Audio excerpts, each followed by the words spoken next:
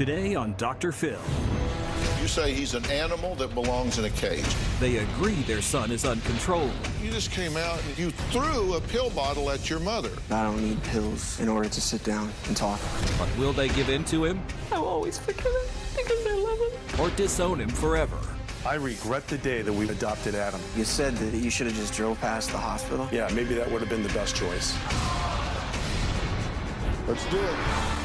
Have a good show, everybody. Here we go. I hate to see people suffering, and you've heard long enough. Stand by, Dr. Phill. Roll second. Take I'm going to get you the help that you need. 5, 4. This is going to be a changing day in your life. Go, Dr. Phill.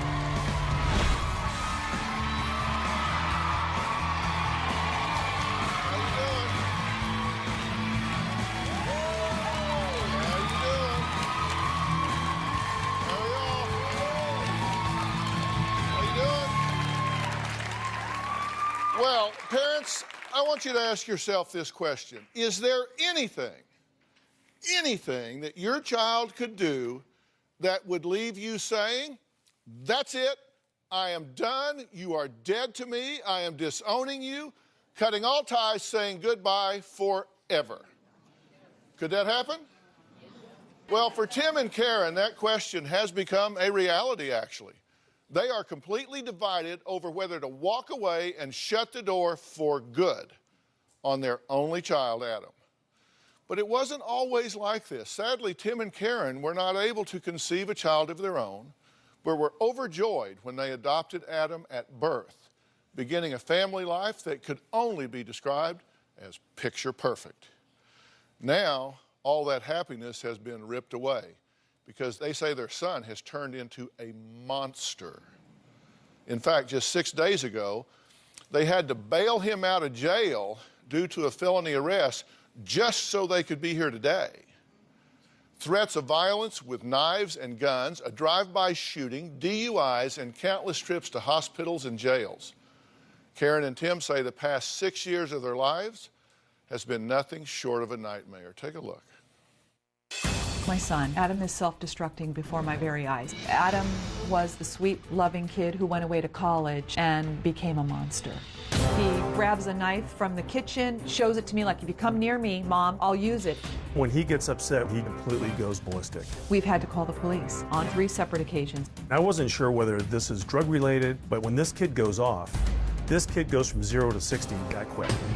He's punched holes in every door that we have upstairs. It is so frightening. Thrashing, hitting, kicking, knives in the wall, busting the bedroom door. When he flies off the handle, he's verbally telling us to go off.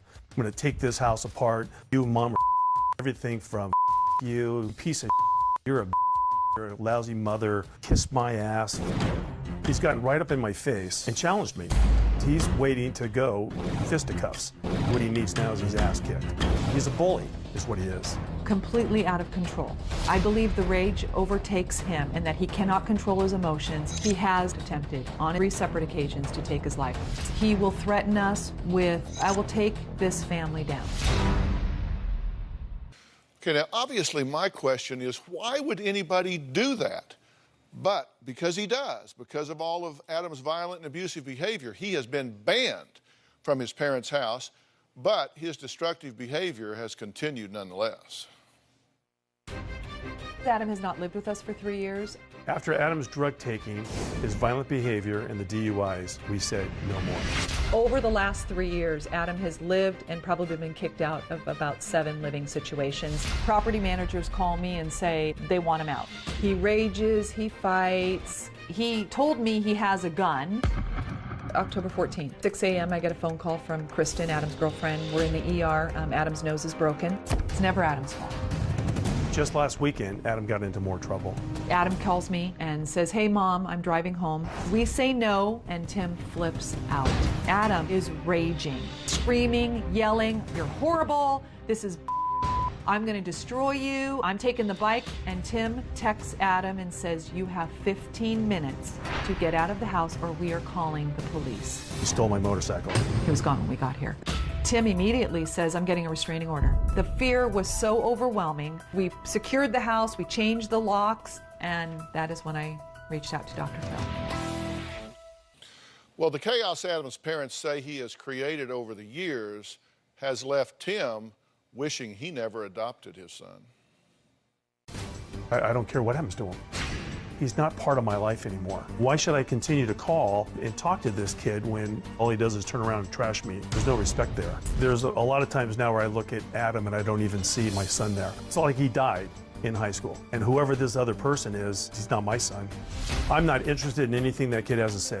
When we go on the show, when he walks out on that stage, I don't care what he says. I don't believe a word out of his mouth. I don't trust him. He's out of control and he creates chaos wherever he goes. I regret the day that we went to Santa Cruz and adopted Adam. If Karen and I would have just passed the hospital and went over to the Humane Society and picked up a couple of strays, we would have been much better off. Well, on the other hand, Karen believes with everything in her heart that there is just something wrong with Adam. She refuses to give up on her son. I can't fix Adam. I've taken my son for medical evaluations. I have a psychiatrist saying he's bipolar, and then I have another psychiatrist saying he's not. I don't know. I've moved him into 4 rehabs. I've done everything possible. I am grasping at straws. Tim wants to wipe Adam out of our lives, and I can't do that. I'm Adam's mother. I can't force a relationship between Adam and Tim. I've separated myself from that a long time ago because it's harmful to everybody. What I want for Adam is to have peace. At the end of the day, I will always forgive Adam because I love him and I can't write him off. But if I have to remove him from this environment, I know that I have to do that. All right, well, I'm glad to meet y'all. You're done. Done. Done. Yep. 3 years ago, I was done. Yeah? Yeah. When you said, I wish I had never adopted him, most of the audience just recoiled. They just like, oh my God, that is... This is a living hell what kind of we're parent in. could say that? No, let me tell you, you know, I was a police officer for 30 years and have dealt with a lot of issues. And when I look at this kid, to me, he was, when he went to college, we lost him. My focus now goes to my wife. Because you said, in all candor to us, you said, I'm coming to the show, but I am not coming to fix my relationship with him. I am coming to help her turn loose, to help her let go. That's what you're here for. You don't want to have some kumbaya with Adam because you wouldn't believe it? He's going to lie to you. Let him come out. He's a manipulator. You say he's an animal that belongs in a cage. Absolutely. The only thing I think right now... You're talking about your son. My son, Adam, I mean, I'm not a doctor, but I know enough that this kid needs to be in a controlled environment. He cannot be out in an apartment or someplace roaming around. It doesn't work. Your husband says about your son, quote, I don't care if he's sleeping behind a gas station. Yeah. Okay? Yes. How do you feel? Well, nobody wants their child sleeping behind a gas station. I mean, clearly, I'm a mother first. You don't want that for your child ever. But I will tell you that last week, before I wrote your show, that Adam called my husband and I screaming, raging, because we would not get him a flight home. He didn't want to drive 8 hours back to go back down to San Diego, and I emphatically said absolutely not.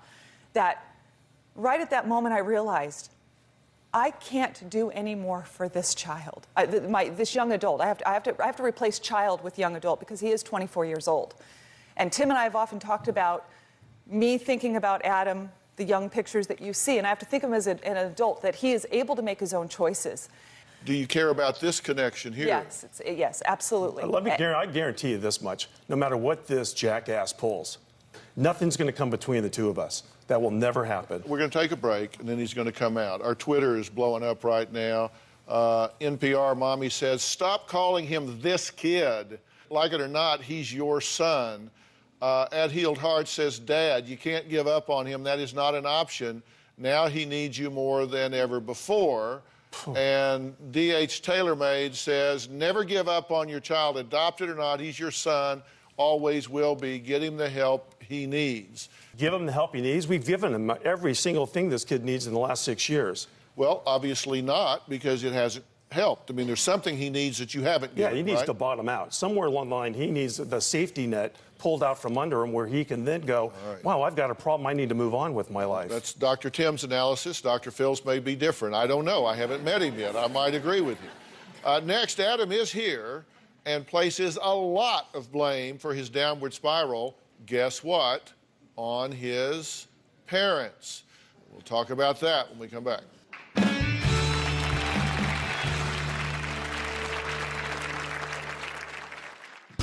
My parents had a complete influence on me becoming addicted to drugs and alcohol. I pulled a knife on my dad because I couldn't get their attention in any other way.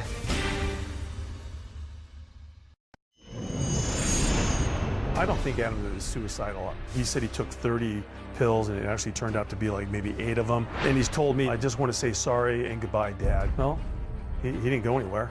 It's like, okay, I'm trying to kill myself, but not really. It's complete manipulation.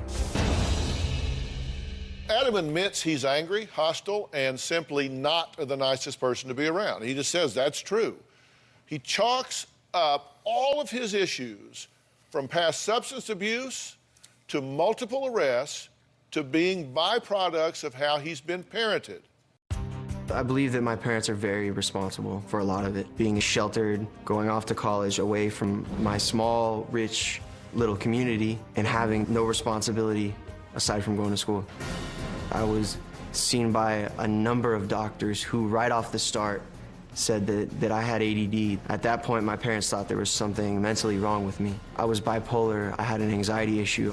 I was first introduced to Adderall and Xanax, my drugs of choice, by psychiatrists and doctors. And illegally, I have used marijuana and cocaine, crystal meth, heroin. My parents had a complete influence on me becoming addicted to drugs and alcohol. I sold drugs to not only support my habit, but to fill the void of not having parents in your life.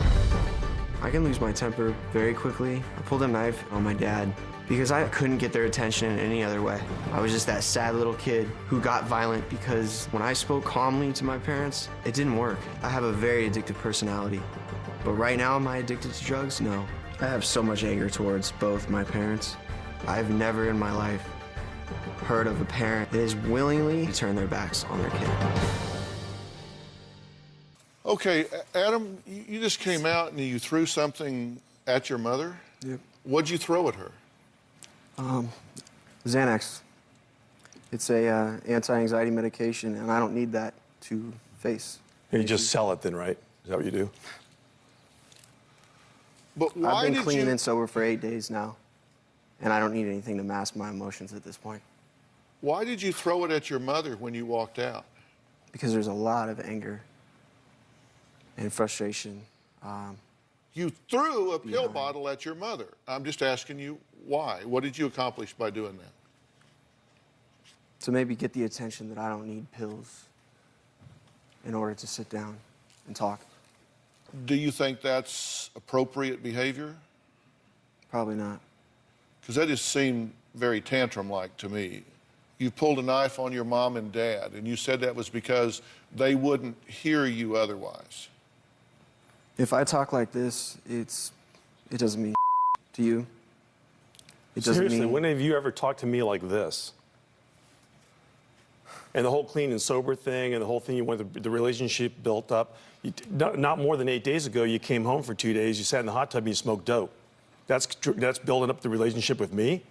And then we go to Tahoe, you come home, and then I come home and you threaten us, make our life miserable on Sunday and steal my motorcycle? That's building a relationship? You gotta be kidding me, seriously. This is the that you pull. She buys it, I don't. You want to show me something and get a relationship back? Okay, maybe it sounds a little harsh that I've got to cut ties with you because, quite frankly, I'm not going down this road. And my job here isn't for you today. It's for Mom to get on board with me. And if you want to choose to live that life, Adam, then you know something? Knock yourself out and go live it. Just leave us alone with it. That's the bottom line. If you want to sell drugs and you want to be you don't want to do anything that's right in society, or I don't really care what you do, as long as you leave us out of that lifestyle. That's my point. Now, you want to, honestly, with all the rehabs and all the mental health and all this other crap that you've been through, that's all, to me, is just a waste of time. and you want to turn around and actually say, I'm ready to accept some help, but you know something, I'm not going to believe that because I don't trust you. So let your actions prove a point. You want to go to another rehab, which I think is a waste of time, prove me wrong. Go do something positive in your life and prove me wrong. You want to build a relationship? You show me that you're clean and sober and that you're not acting out like a fool, and we end all this nightmare stuff with your mom and the manipulation. You've got my attention. But we're not talking a week from now. We're not even talking a month. I'm talking maybe even a year. That you cannot have any problems for at least a year and show me that you're man enough and have the courage to stand up and be a man and take care of yourself. Until that happens, you're not invited in my life. I don't even want to think about you. Is that clear to you? Leave mom alone. Calling her work, intimidating her. Come after me then if you want to talk to me and do that. Tell me I'm wrong, Adam. Tell the whole audience here and everybody else. Tell them I'm wrong. Listen, I know how to do an interview, but you're the first one I'm going to come to if I need some help with it. Tell me how you feel about what he said.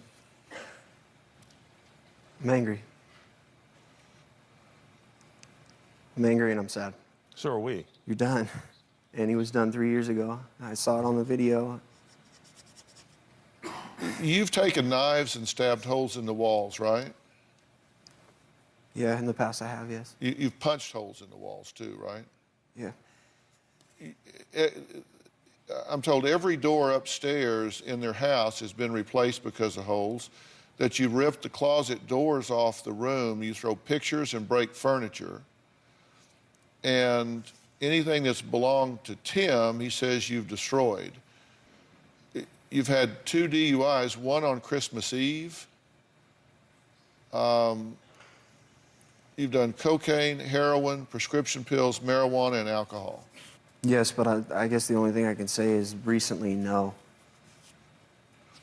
You've been kicked out of 7 apartments. Your mother says you always threaten violence with guns and knives. Yes. You got busted 5 days ago, right?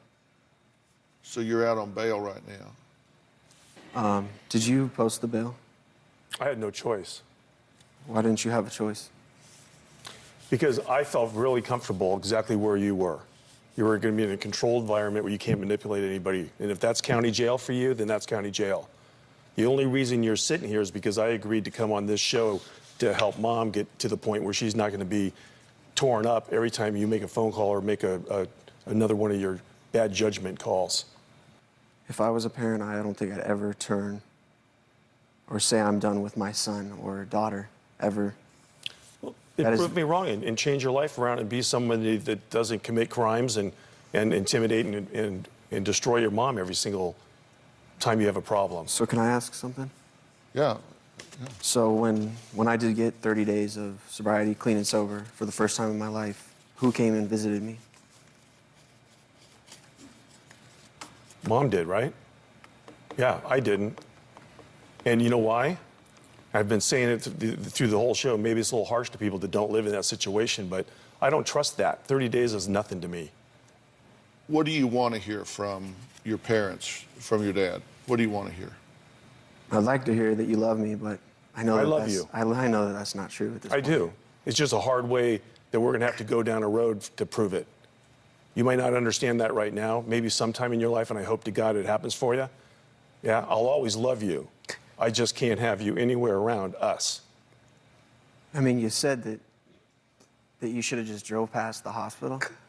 Yeah, you know what, something, Adam? That makes me feel really good. Well, you know something? And sometimes maybe there's a little shock to some of these things I'm going to say to you because I'm angry. And people say a lot of things when they're angry. But you know something? If I knew the hell that you put us through the last 6 years, yeah, maybe that would have been the best choice. So you'd take it Because you've back? erased, yeah, I'd take it all back because you've erased it all. You want to start all over again and show me that, you know, we can move past this? We're a long way from that right now. Like like I said, my concern isn't for you right now because I don't believe anything or trust you. I'm done. You've emptied every gas tank that I would have with any emotion towards you, except for that I'm trying to protect Mom. And you can sit here and shake your head all you want. I still love you. Yeah, prove it. Well, Adam says he's been clean and sober 8 days. Well, we put him to the test, and we're going to tell you the results when we come back.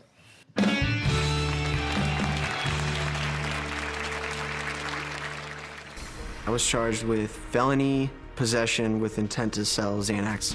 And now things get real. $10,000 bond and 2 felony charges. I worry what this kid's capable of. Let's face it, a lot of kids kill their parents. I'm more in fear, actually, of Adam popping up and causing problems in this house than I am of people I've actually put in jail for the last 30 years. Well, that was Tim, who fears his adult son, Adam, could seriously hurt or worse, actually kill his mother during one of his out-of-control rages. And maybe that's not so far-fetched, since Adam has pulled a knife on both of his parents in the past. Police even told his mother that in the past year, they had to arrest Adam for threatening someone with a gun.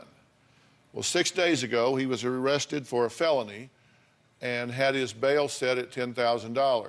His parents only bailed him out to come here so we could talk this through. Now, Tim was very concerned that once Adam was released, he would skip town. So we agreed to be there the moment he was released. And I guess Tim's intuition was right, because Adam said he had plans to head straight to Mexico. Take a look. I was charged with felony possession with intent to sell Xanax. And now things get real. $10,000 bond and 2 felony charges.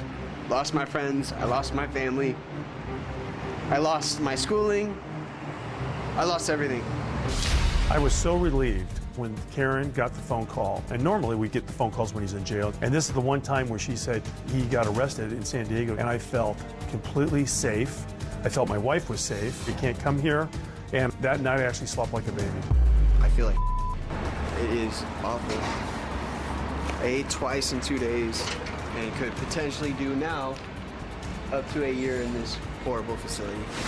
I would have gone right after getting out of jail to probably down to Mexico, and then from there, who knows. My family doesn't trust me at this point. I don't even trust myself. When I was calling my mother from the jail facility, her words were, "Your father is done with you." I was done 3 years ago giving him what he wants. It never ends. Are you a threat? Your father says you're a threat to your mother. Are you a threat to your mother? No. I mean, are you going to hurt her? No. I've read some of the text messages you've sent her just a few days ago. One of them, you said, just wait. Next weekend, you're gone. Next weekend, you're gone. I look forward to it.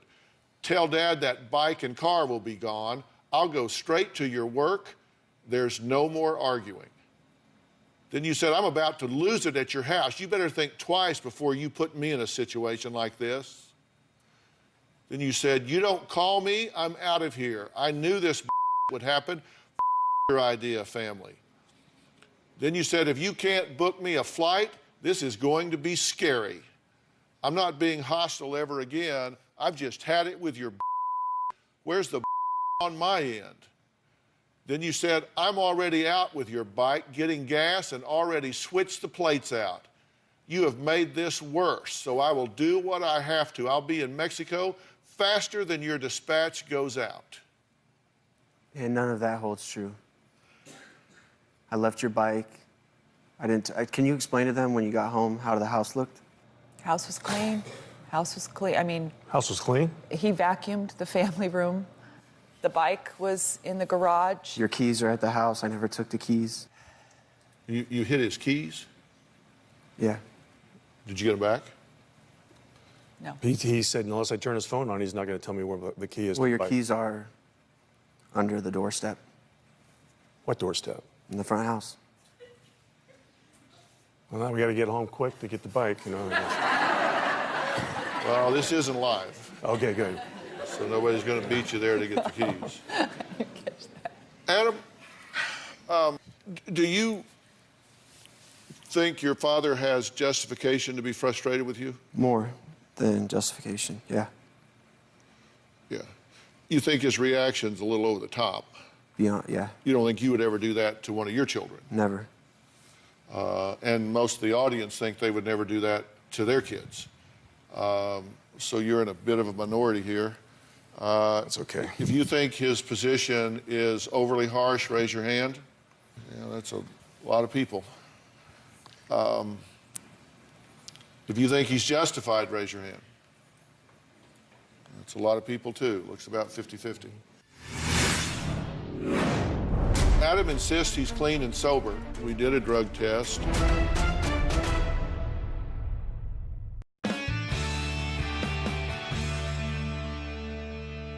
Adam insists he's clean and sober, so we gave him a drug test. We sent it to a lab for the results. Can I see a list of all of the prescription medication that this young man has had? So you got Adderall, Percocet, Vicodin, Vistaril, and Klonopin. And he tested negative for everything but marijuana. He was also negative for Xanax, which is what he was arrested for, allegedly trying to sell.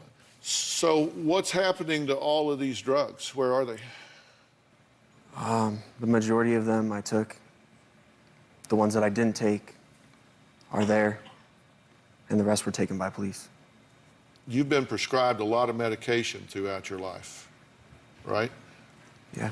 Because you've been diagnosed as Is bipolar and ADD, ADHD, and a variety of other things. Don't you think you ought to figure out why you're behaving so erratically? I'd love to know. Because despite your attitude, go through this thought process with me, Dr. Tim. People do things for a reason, right? Right. I mean, we don't do something for no reason. Right. I agree. So if somebody's doing something that is not generating the results that they want or anybody else wants, something's happening in there that distorts their reasoning. Correct. True? True. So in that regard, you've got to be saying, where's the why? And that may not be your job, but it's got to be somebody's job. You got to figure out, like you're saying, I'm done, I'm through with him, it's over, I'm not going down that road anymore.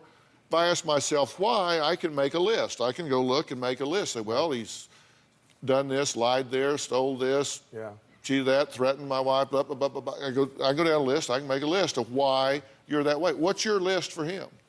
I'm done with this because he's had a tremendous amount of help through this period where I'm sitting back going, until he wants to do something to change his life, and we've had professional people deal with him to try to make him understand that we want him to go down this right road. I don't know how to do that to him. Okay, but that doesn't mean that you stop. Let me tell you, if I have a child, and I have two, I've got one about his age and one a little bit older. If I have a child that is lost in the dark, I am going to look for him how long? I'm going to look for him until. I'm not going to look for him a week. I'm not going to look for him a month. I'm not going to look for him a year. I'm not going to look for him 6 years. I'm going to look for him until I find him. You don't stop looking. You look until. That doesn't mean that you have to lead with your chin. It doesn't mean that you don't put up precautions. It doesn't mean that you don't protect yourself and your wife.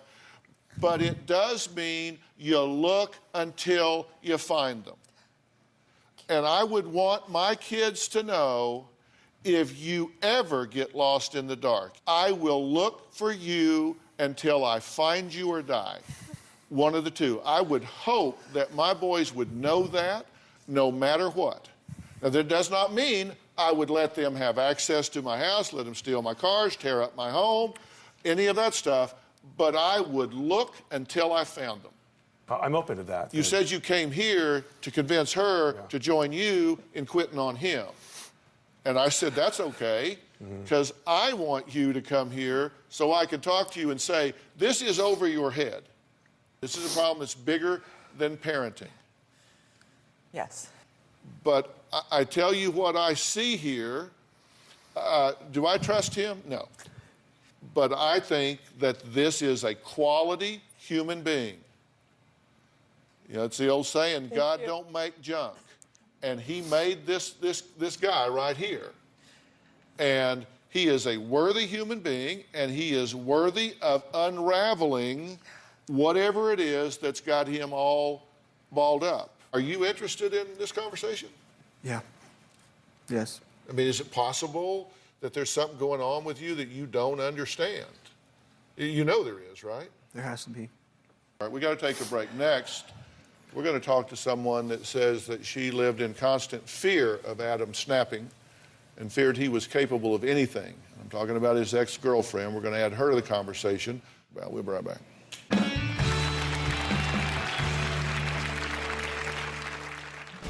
He would scream in my face, throw things, slam doors.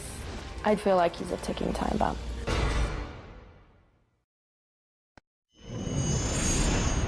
Adam and I dated for about a year and 2 months. Adam has a problem with anger, and he doesn't know how to control it and will act on it if something isn't going his way. The relationship was very stressful because Adam was so quick to get angry, anything could set him off. He would scream in my face, throw things, slam doors. Adam would call me a bitch, and he would tell me to off. I have worried that Adam would harm me because I've never ever seen somebody act that way before. He did slam my finger in a door once, and it was really bad. I thought I had to go to the hospital. I am done with Adam. I'd feel like he's a ticking time bomb. All right, well, Kristen is joining us. You were in a relationship with Adam for how long? A little over a year. You say you feel like he's a ticking time bomb. What do you mean? I felt like I was constantly walking on eggshells with him. I had to always think about what I would want to say before I would say it, because anything could set him off. And when you say that he scares you, how? he can get right in my face, like this close to my face when he yells at me, and I'm scared that he's actually going to take action and like punch me or something. He never has punched me, but it's really scary when he's slamming the door, screaming at the top of his lungs, punching my room, anywhere around in my room, throwing things. It's like a huge temper tantrum that I'm really scared. Can I ask something? Huh? Who was the victim of the domestic violence this last time? On paper. I pushed you. I pushed him away from me. And what happened then? What do you mean? You file a police report? I did against him. And I didn't against you. So? I didn't. May I see this? What are we looking at here? You did or you didn't? I didn't. I had the Well, rightfully so. police hold the records. So this was filed by you? And that's not mine, no. That's him, but I did file a police report against him this Monday. On Monday? On Monday. I wanted a restraining order. I was scared for my life, the way he was acting. It was unbelievable. Should she be? No. You got any other things in your pocket? I mean, let's get it all out, right? I can't help if I don't know what all's what. That's it. All right. We're going to take a quick break, so we'll be right back.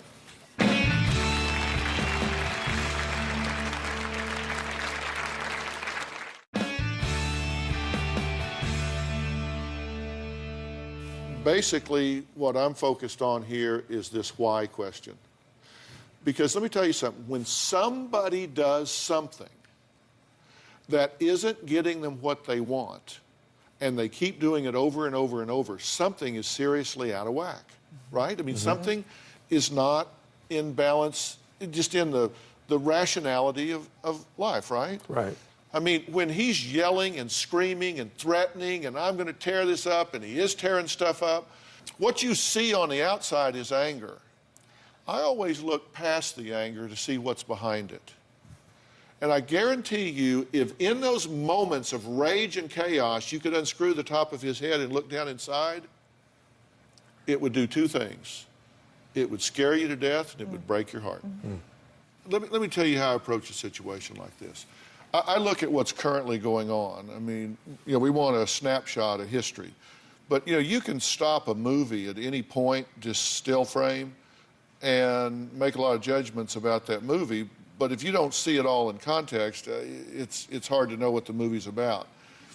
And I know that right now, this freeze frame of your behavior has gotten into what I call auto-exacerbating. It's a situation that makes itself worse. You make one bad choice, and then that leads to, oh, well, now I got to lie to cover that up. Well, I took this drug, now I got to take this one, and then I got to take that one. Now I've burned this bridge, so I got to come over here and try something dramatic.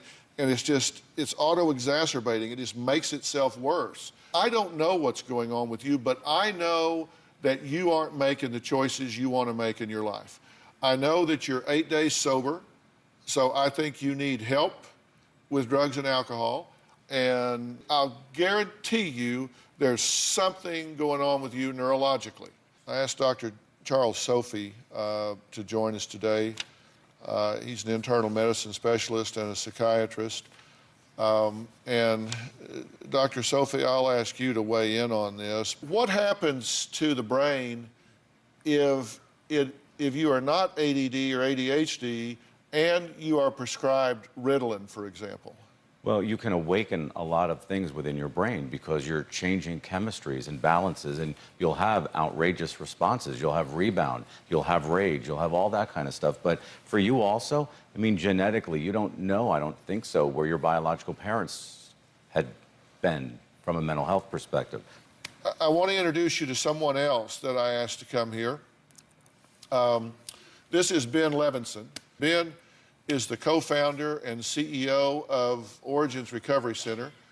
Ben, I don't think I have ever seen a better fit of a dual diagnosis situation.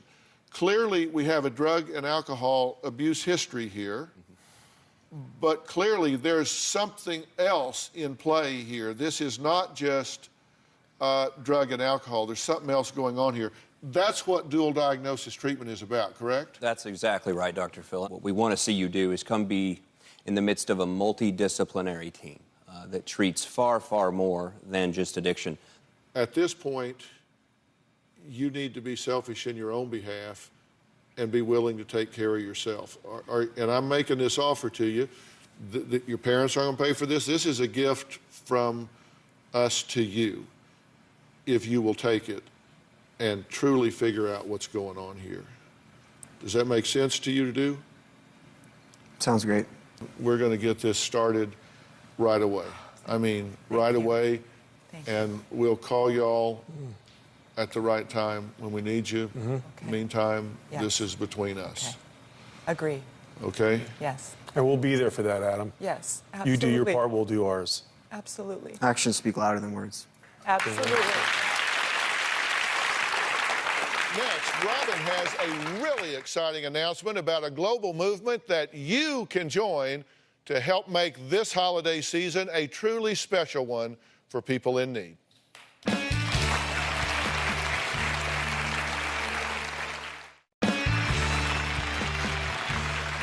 the break, Phill said I had an exciting announcement to share about how you at home could make this holiday season unforgettable for people in need. Well, it starts today, and it's called Giving Tuesday. Coming on the heels of Black Friday and Cyber Monday, Giving Tuesday is the beginning of a global movement encouraging everyone to talk with their families, their friends, neighbors, and colleagues about the importance of giving. I am honored to be an ambassador for Giving Tuesday. Joining Hugh Jackman, Bill and Melinda Gates, and Big Brothers, Big Sisters of America, among other very influential people and organizations. As a longtime advocate for women and children, I recently launched my new foundation, When Georgia Smiled, the Robin McGraw Revelation Foundation, which helps make a difference to those suffering from domestic violence by creating educational programs, as well as drawing global attention to this widespread epidemic. So in the spirit of Giving Tuesday, I would like to ask everyone to join me in helping to end the silence on domestic violence by taking a pledge to become a silence breaker. By signing up, you are promising to no longer sit quietly when it comes to domestic violence and taking a stand for those in need of help. But besides just joining the movement, it is also imperative for you to spread this important message through social media, from Twitter to Facebook to Instagram, in order to get everyone you know to take the Silence Breaker Pledge too. So please go to www.whengeorgiasmiled.org to become a silence breaker. And to learn more about what you can do to give back on Giving Tuesday, you can also go to www.givingtuesday.org for more information as well. And don't forget, this is not about giving money. This is about giving from your heart, giving something to others so you can give back to your community. So think about that.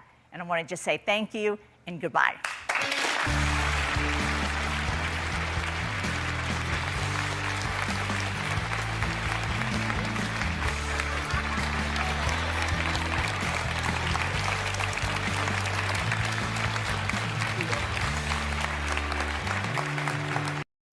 Today on Dr. Phill.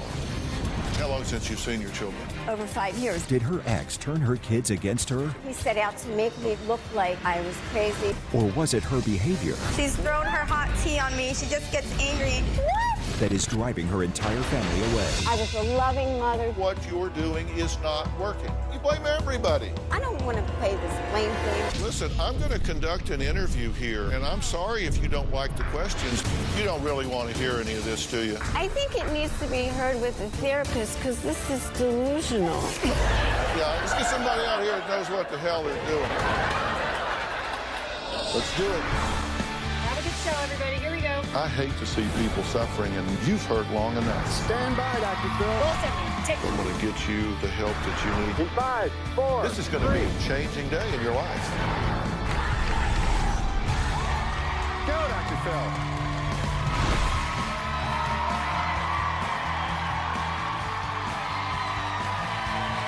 How are you? Hey, guys. How you doing? Thanks for being here. Appreciate it. Thank you very much. All right.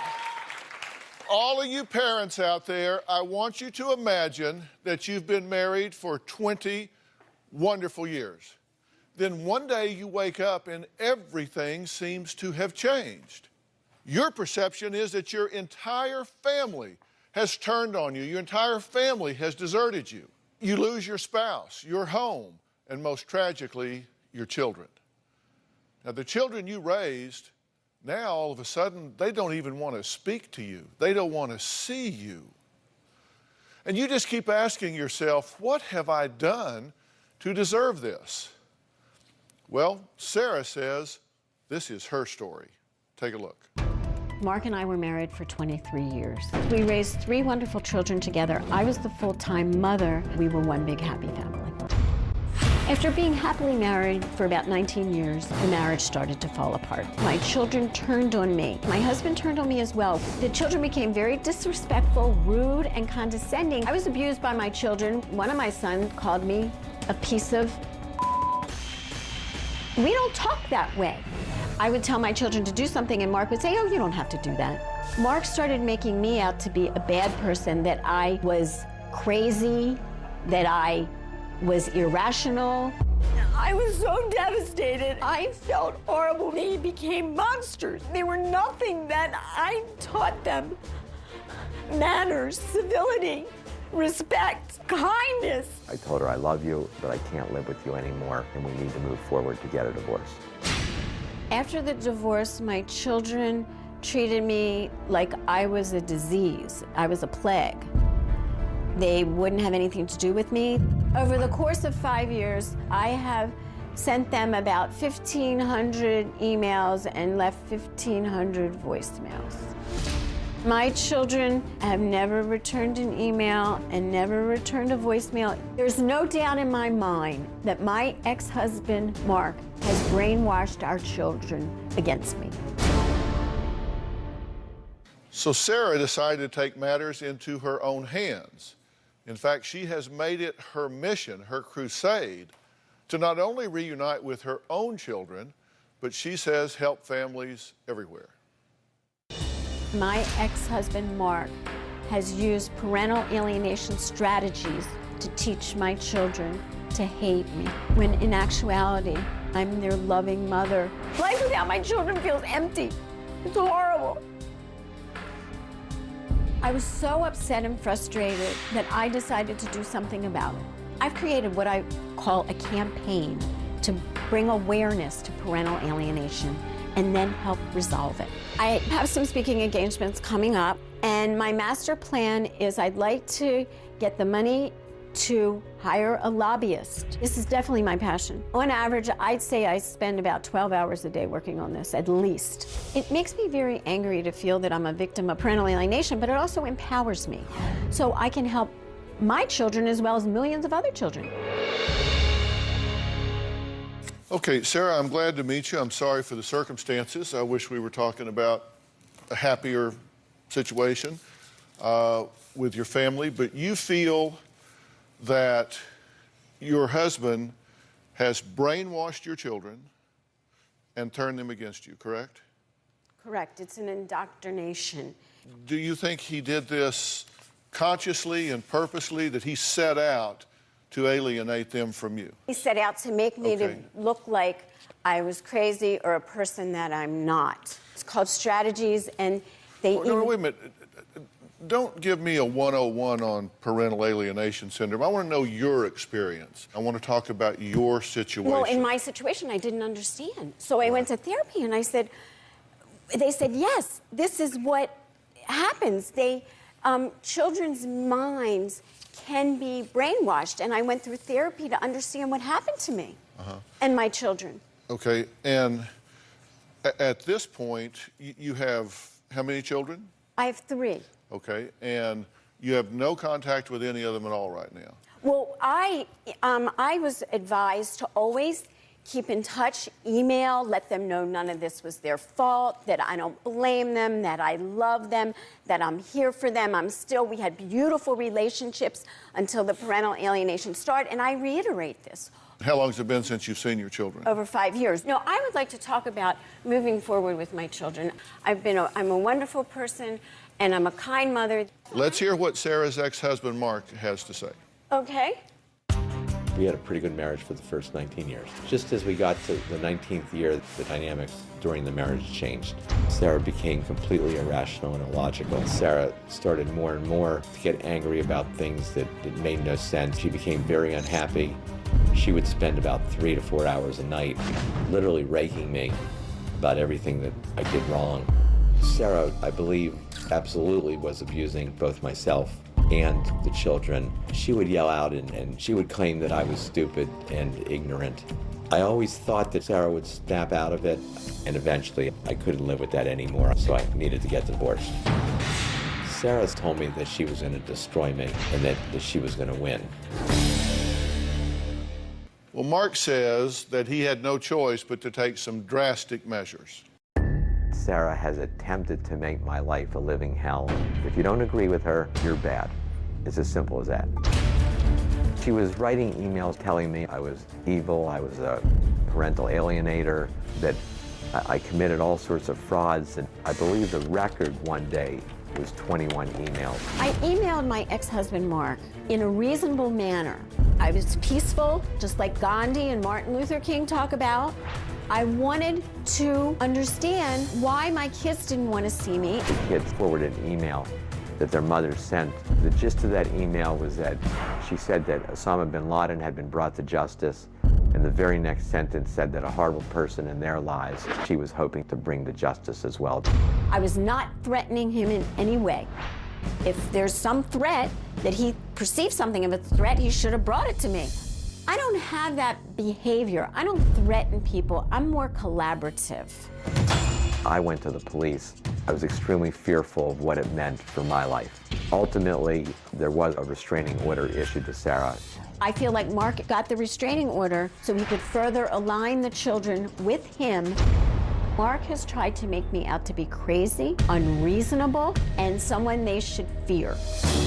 I am extremely concerned about what Sarah might do, and I have been told by professionals that I should be afraid of what she might do. Tell me why you want to be here today. I'd like to be here because I'm hopeful that somehow my ex-wife, Sarah, can figure out that I'm not an alienating parent, and also that, you know, the possibility of her somehow having some relationship with her children depends on changes that she's going to need to understand. You want that relationship for her to have with I've encouraged it all along. She doesn't understand it. Mark has remarried, and his new wife is here.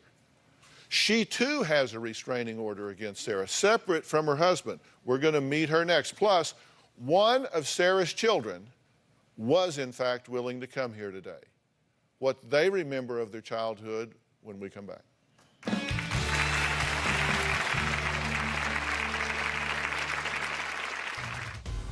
It's extremely important for Sarah to understand that I did not take our children away from her, that her actions, her statements are the ones that drove the kids away from her. I am the enemy in my children's eyes. In all honesty, I'm their savior. Well, Sarah is convinced that her ex-husband, Mark, is alienating her from her children. The once happy couple have not had any contact in nearly a year because he has a restraining order against her, which she says is unwarranted.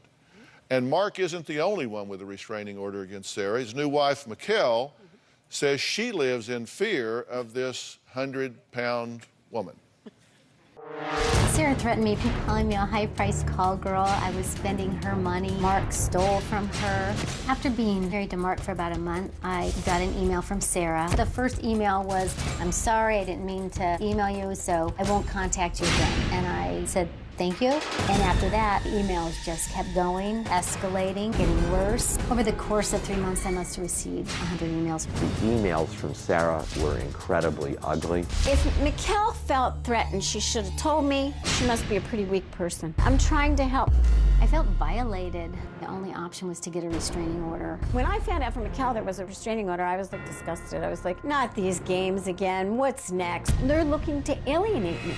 I am afraid of Sarah. When someone's that unstable and that angry, they just don't know what they're capable of. Did you call her a high-priced call girl? I don't recall. I know my therapist, when you say... no, I'm asking you. Did you call her a high-priced call girl? I don't recall.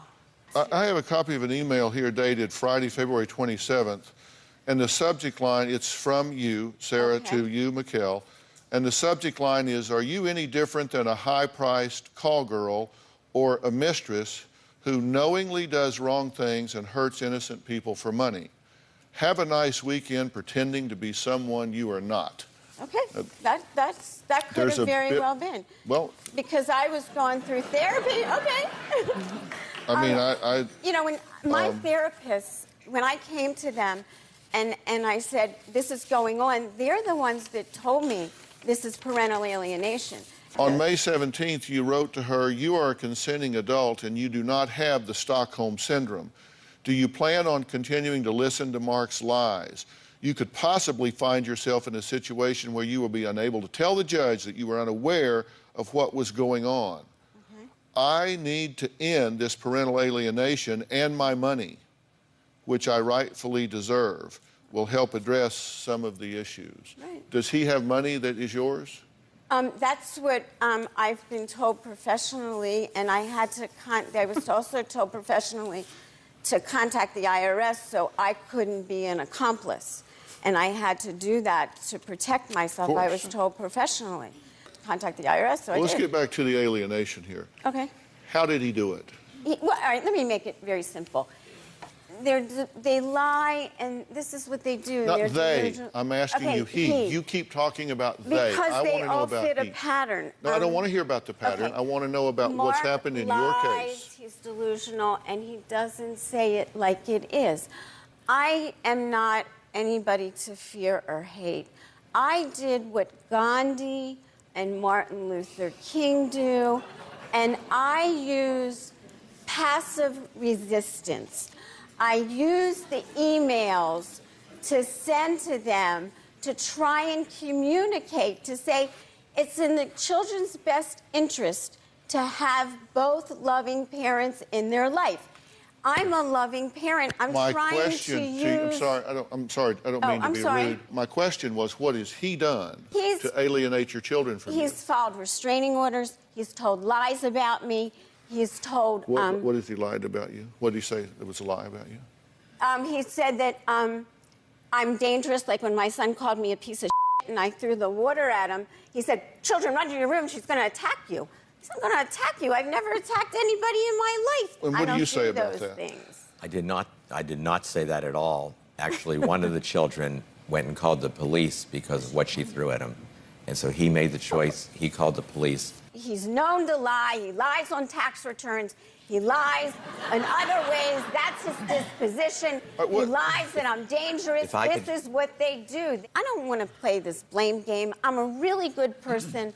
I do a lot of good things. Listen, I'm going to conduct an interview here, and I'm sorry if you don't like the questions. This is a he said, she said, and I'm trying to find out if, in fact, there is change-worthy behavior on one or both sides.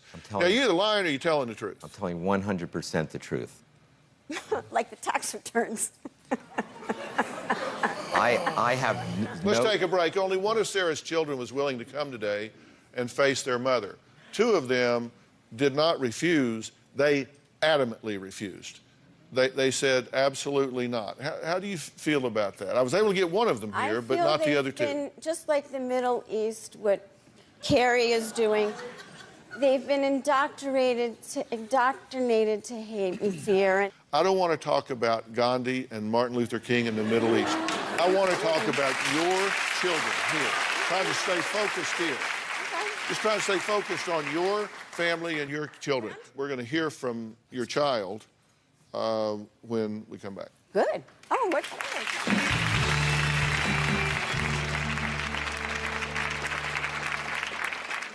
I have cut off all communication with my mom and not spoken with her in over 4 years. I'm about to sit down with her face to face, and I am nervous.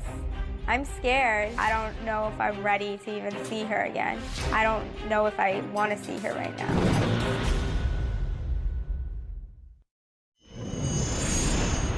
Sarah has made a lot of claims over the last few years that I've paid off a lot of people. Sarah has been banned from a Jewish temple, and she's claiming that I paid the rabbi off. That's completely false. I absolutely believe that if the Dr. Phill show does not go the way that Sarah wants it to go, that she will make the claim that I paid Dr. Phill off.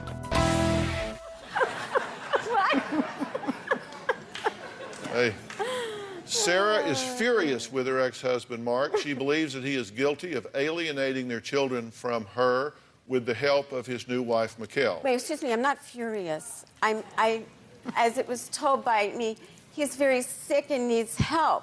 He's not a bad person, he's sick and needs help. I'm not furious. All right, Sarah is very concerned about the...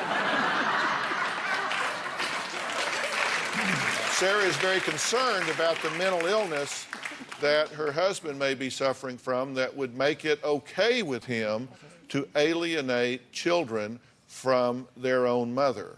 And let me tell you, if that's going on, it is a horrible, horrible thing to do that will come back and bite you in the end. Mark, I'm telling you, I guarantee you, if this is coming from you and you are falsely accusing him, then that's going to come back to bite you. And understand, experts have validated it. Experts told me that this is what here's was an going expert on. telling you the jury's still out. Okay. And children can become alienated from a parent by the acts of the spouse or they can become alienated from the parent by the acts of that parent. And I don't think there's any doubt that these children are alienated from you. That, I think, we can all agree on. We invited all three of Mark and Sarah's children to be here today. Her sons absolutely refused to have anything to do with their mother. They wouldn't discuss it. They were non-negotiable, said it's not happening. Only Julie, their 22-year-old daughter, agreed to share the stage with Sarah. She says in no way has her father alienated her from her mother. Take a look. My mom has left me hundreds of voicemails, sent me hundreds of emails. I still email my children and I call them regularly. You can either understand the truth or live a lie. I have no idea if they're getting them, but as a good parent, you're supposed to prepare your children for the future, and this is what I try and do. She'll address them too. These are my wonderful but mentally abused children with parental alienation syndrome, telling me I'm sick, like how long am I gonna let my father control me? I need to learn to stand up to my dad, like 5, 6 pages long, just ranting. They were just all of her complaints. I'm trying to be a voice of reason, but one thing I do not do is I do not badmouth their father. I talk in general terms. This is parental alienation. I have said, based on what professionals have told me, he's not a bad person, he's a sick person and needs help. I've just completely ignored her. It makes me feel horrible that I don't have communication with my daughter. I truly believe that if she saw all my brothers and I, and we started talking to her, she'd stop her website. Like, she wouldn't continue doing it to help millions of children. And I know that for a fact. Julie, come on out.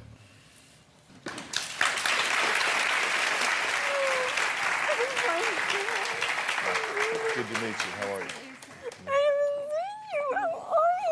Oh my God, you look so different. Oh my God. Have a seat right there. Oh my God. You're Julie, thank you for being here. You're welcome. Tell me why you want to be here today. Well, I came here because I know something needs to change. She has no accountability for anything she's ever done to hurt me. What have I done that's hurtful? I have only sent loving emails. What have I done? You're saying that this parental alienation, like I've had issues with you, and I've told you since they got really bad at 6th grade, and that's what. Why do you think I went to boarding school?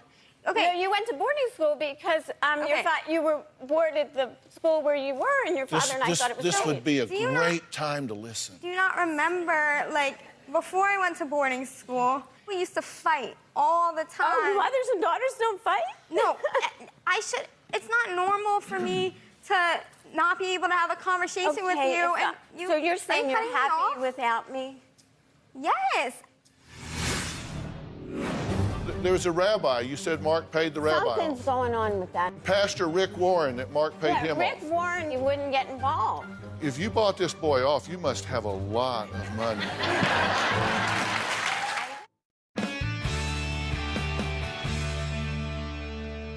Now, I read every word that you said as we talked to you, your letters, your pre-interview, and I have put together what I think is your point of view in a timeline about how things went.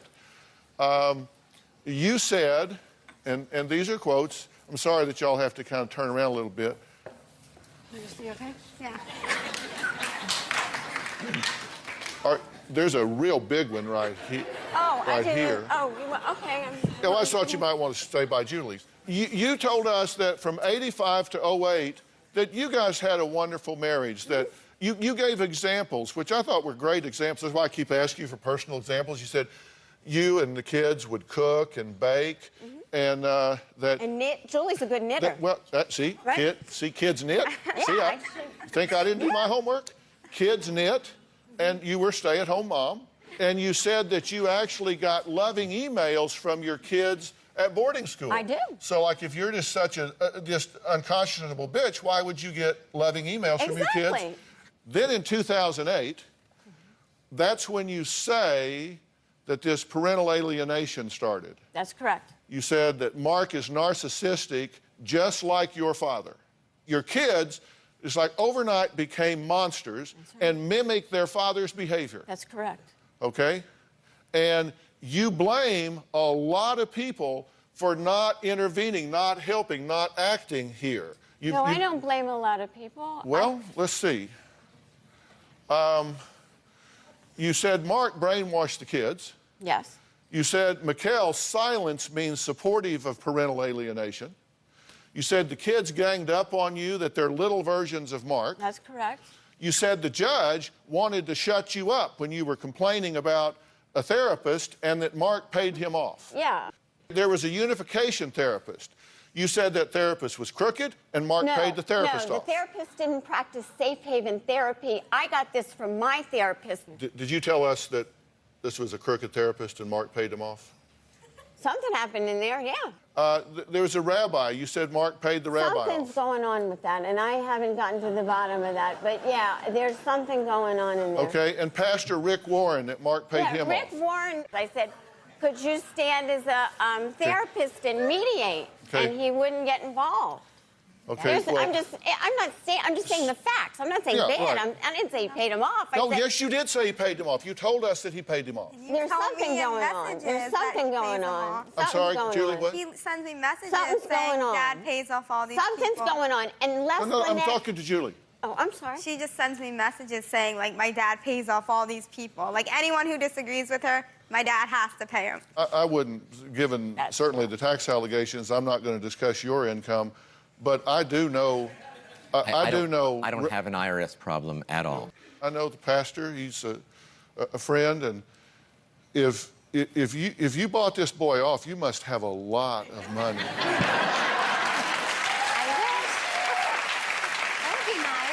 I'm saying he's got a lot of money. Why won't he talk about parental alienation and just give us sermons? You do blame a lot of people. I don't blame anybody. I'm taking the proactive approach, and I don't blame anybody. I'm stating the facts. I was a loving mother, did everything I can. Sarah, I said that the fuel that moves this train is insight. Okay. What ownership do you have in this problem, and what could you do to inspire an open mind on her part? What I could do would be to continue to love you. But it never was good before. You don't. Wait a minute. I was a full-time mom, and you did really well, and we have all these Just pictures because of I you did well happy. doesn't mean you didn't hurt me. Well, then let's go to therapy and talk about it. We've done that, and you fire the therapist when they don't agree with you. Wait a minute. I never fired any therapist, and I get along fine. That was a strategy. We went to so many different therapists because my ex would say, I don't like this one. I'd say, I could try another one. I like this one. And then they turn it on you. This is what they do. Well, then you pick a therapist that is very reputable. How about I we'll pick go to one? that one.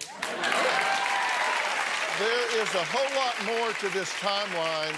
I am just getting started. We'll be right back.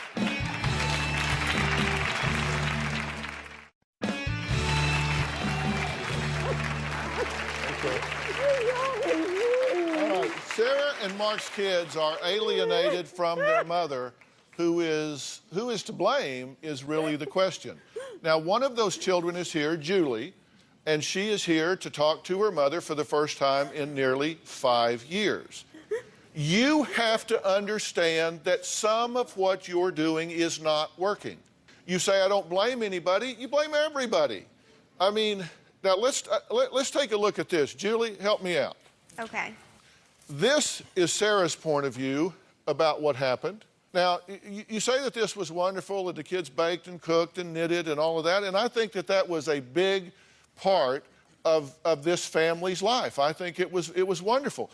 But it wasn't perfect, because Julie says that she was so stressed out that she was actually cutting between the ages of 8 and 11. You started... Third grade through fifth grade. Third grade through fifth grade. You started cutting yourself. correct? And I did not know that till right That- I didn't tell that- anyone I'm because- sorry that you didn't know that till now, but I'm telling you, that is a high-stress situation, and you were doing it why? For relief. Well, I didn't know why, but looking back, it was always like when my mom would yell at me for stupid reasons. Like I felt like I could never do anything right. So like I always tried to follow rules, so I couldn't just say, oh, I'm gonna behave today and I won't get in trouble. Because no matter what I did, she'd always be yelling at me. So I would run up to my bathroom and cry every day and lock myself in my bathroom. When I was in there, sometimes I'd take like nail clippers in the sharp part. I didn't like try and kill myself and cut my wrist, but I would like cut my arms, like give myself bruises because I didn't know what to do to like I felt like I could never make her happy. She was always yelling at me no matter what, and I did it for relief. Look at all the photographs. They don't show this. I didn't know. Well, it's not something I'm proud of. I want to share. Like, why do I need to tell you I'm doing it? You're the one hurting me.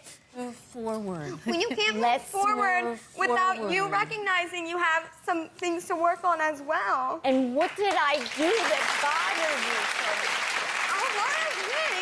Okay, well then let's Okay, address let me, it. I will. Let's Julie, let me address help it. you answer that question because we ask you these questions. And the point that this is where the insight comes in, Sarah, Mark, I want you guys to understand because you're saying 85 to 08, everything was hunky-dory, and in 08, that's when the parent alienation started. That's that they were wonderful, perfect relationships until then. it Not was like- perfect, but was certainly overnight, healthy yes. relationships. I agree. But the truth is that she reports long before you ever accuse him of doing anything wrong. She's telling you that back in from 3rd to the 5th grade, she is cutting herself. People cut themselves to escape pain, to feel something, to relieve anxiety. Julie says mom is telling her that she is fat and antagonize At age her. 13, you were calling me fat to my face. You'd come up to me, pinch my stomach. You'd give me glares every time I eat. And you'd just be so rude to me about I it. don't do those Yes, you things. do. That's not my Yes, pattern you of did. behavior. But she remembers, understand, reality is perception. You have described yourself as an alienation expert. You did it so to me, you too. have got to show some insight here.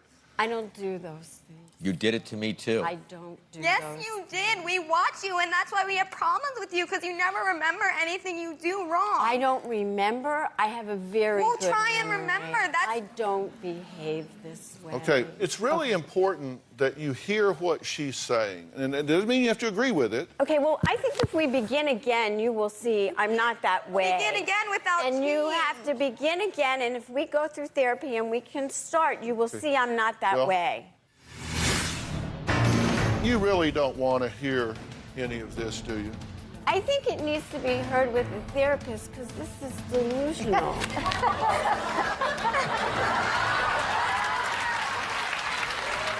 You're saying my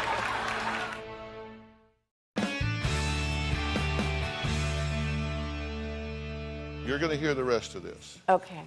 You throw hot water at your son, he calls the She's done it cops. to me, too, in the car. I'm just... She's thrown her hot tea on me. She just gets angry, throws it back on me. I don't even... You've done that. I don't even recall. I the whole drive. issue. You don't recall anything I don't you do. This is delusional. I don't. You have no do- I don't- accountability for How anything can you I drive do? and throw? You really don't want to hear any of this, do you? I think it needs to be heard with a therapist because this is delusional.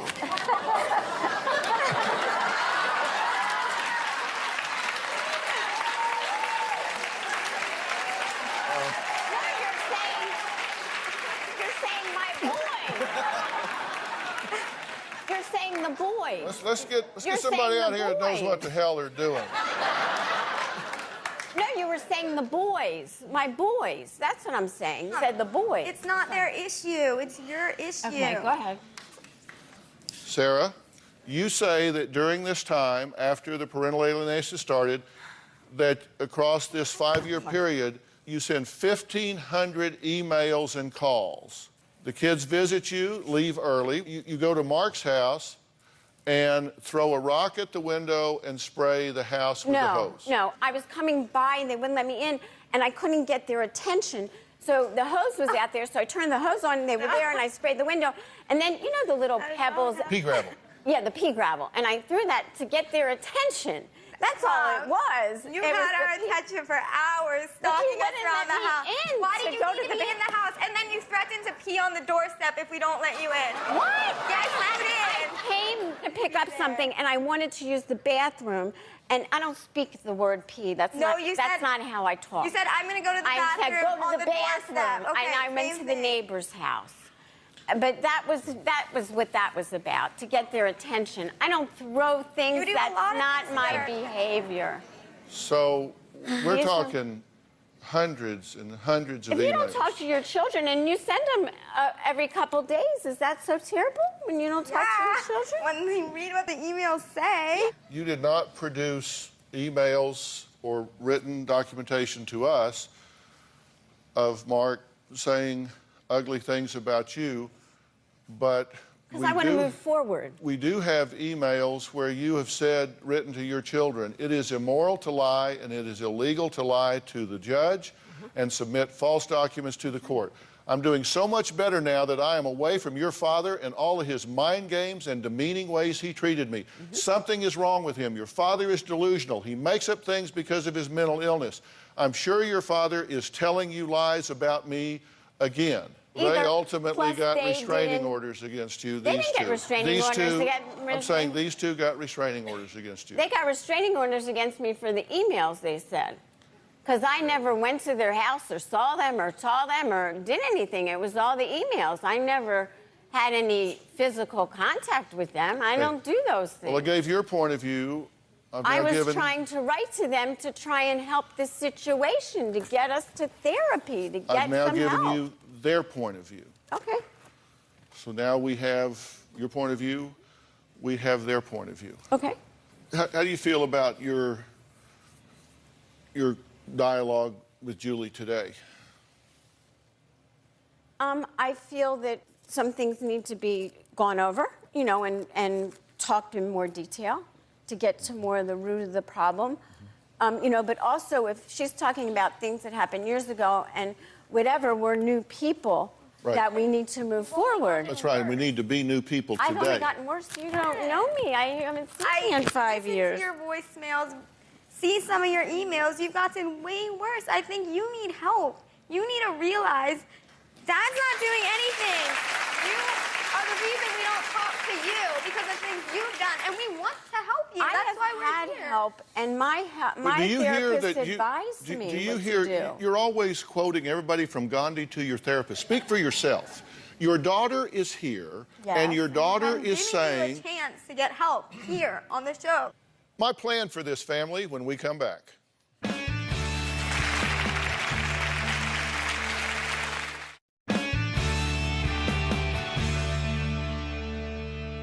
What can we all agree on? What we can agree is that the children are alienated from you. Why is that unhealthy circumstance true? Is it because one of the two parents is toxic? I mean, has something happened here? Has the father brainwashed these children into thinking that you are a bad person and a bad influence and that they should stay away from you? There are tools that alienators use to do that. And the tools that they use to do that is they use persistent and unfound criticism, right? They just badmouth you. They talk about the other parent. They limit contact. They try to keep the other parent away. They erase the other parent from the child's life. They take down pictures. They say you can't talk about them. They force rejection. Say, no, you have to reject her or you're betraying me. They do that. They create fear. I mean, that person's crazy or they're going to do something bad to you. They're going to ruin your life. They force a choice. They come up and say, if you love me, you won't be with them. If you love them, you're not going to be with me. They isolate children from the extended family of the other person. There are all of these tools that parents can use to alienate. On the other hand, there are parents that can become toxic in their interaction patterns to the point that children back away from them. And I said, the fuel that drives this whole train is insight. You have to be willing to step out of yourself and look and go, wow, what I'm doing is not working. Do you support your children having a free choice to have a relationship with their mother? Absolutely. I support a free choice for them. Do you believe that it would be healthy to have a good relationship with their mother? If it's possible, it would be healthy. Are you open to, under the right circumstances, to say, all right, this is a beginning point? Would you participate in that? Are you willing to acknowledge that there are things you're doing that are contributing to the distance from your children, and that you might want to take a new tact and try to build a relationship as a mother of an adult child? That needs to be done. So you're willing to I participate? would love it. I've been trying to get them into therapy for 5 years. I love it. Well, I've gotten this one to go. Great. And if that goes well, then I'll work on the other two. That sounds fabulous to me. But I think the first thing to do is lay some track here. Okay, that'd be great. We will follow this situation and see what happens. And I very much want to be involved in the therapist selection. We'll see you next time. Thank you so much.